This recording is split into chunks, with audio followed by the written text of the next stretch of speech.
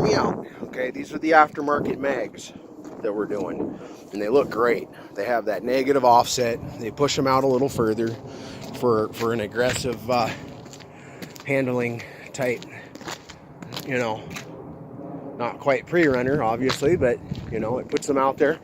And then so here's the deal, they're not hub centric as most aftermarket wheels are not, but I thought this gap was going to be much bigger. So all I need is an adapter from 87.1 millimeter hub to what looks like about 90 something, like 98 probably, or whatever it ends up being. Those adapters are everywhere online, aluminum even. I think you can get them in a plastic alloy type crazy, you know, really weak garbage shit. But here's my point and here's my logic in driving on these without that hub ring adapter, because, and obviously you probably all know this, so forgive me, a lot of what I say tends to come out of assumption or just not knowing either or.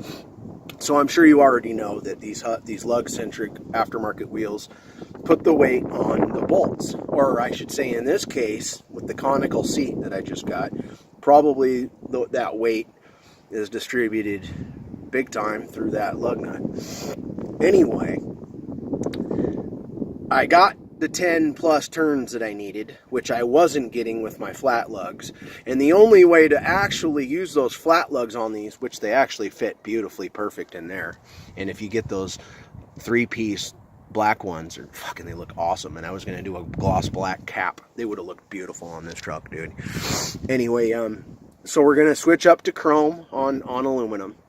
And then that'll justify a little bit of this chrome trim, you know, the bumpers and shit. Doesn't have a lot of painted trim and garnishing. I might go get a gloss black one off this other truck, because this thing's falling.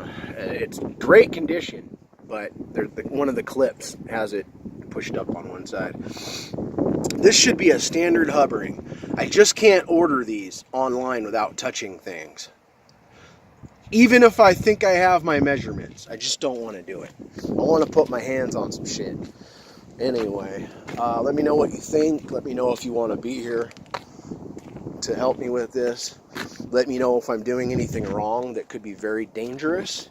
But as far as I'm concerned, since these wheels are not going to move in relation to these bolts, I think I should be fine with the weight on these lugs like this.